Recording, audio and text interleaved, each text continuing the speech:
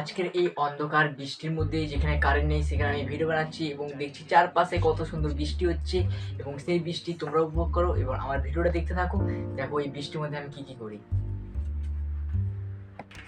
চারিদিকে শুধু বৃষ্টি হচ্ছে, কত সুন্দর পরিবেশ,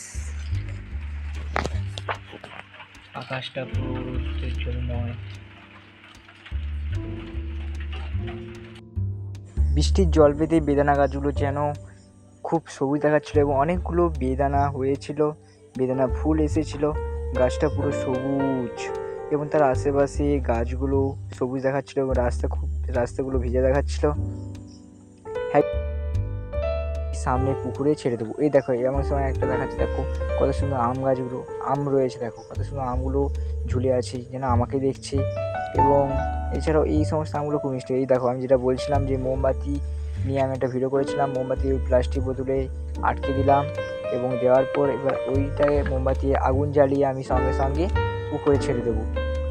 আমি যখন আগুন জ্বালাচ্ছিলাম তখন আগুনটা খুব বাঁ দিকে হেলে পড়ছিলো, কারণ বাতাস দিচ্ছিল, চারদিক থেকে বাতাস দিচ্ছিল এবং আমি তুলে নিয়ে এইবার আমি রাখতে যাই পুকুরে, কিন্তু বারবার নিভে যাচ্ছিলো, তাই আবার আমাকে জ্বালাতে হবে। সেই জন্য আমি প্রথমে নিচে নামলাম, জলে রাখলাম, রেখে আমি এবার জ্বালিয়ে দিই। নৌকাতে যেন একটা নৌকা পুকুরে ভেসে যাচ্ছে, যেন তাতে একটা নিবু নিবু লাইট জ্বলছে এবং খুব দেখতে সুন্দর লাগছিল। এবং আমি চেষ্টা করছিলাম ওই প্লাস্টিকের বোতলটিকে মাঝখানে ঠেলে দেওয়ার, কিন্তু যখনই ঠেলে যাচ্ছিলাম বারবার আগুন নিভে যাচ্ছিল, তাই খুব একটা ছোট্ট বিন্দু আবার জ্বলে ওঠে। বাহ, বেশ সুন্দর। তোমাদের এই নৌকাটি কেমন লেগেছে কমেন্ট করে জানাতে কিন্তু কেউ ভুলবে না।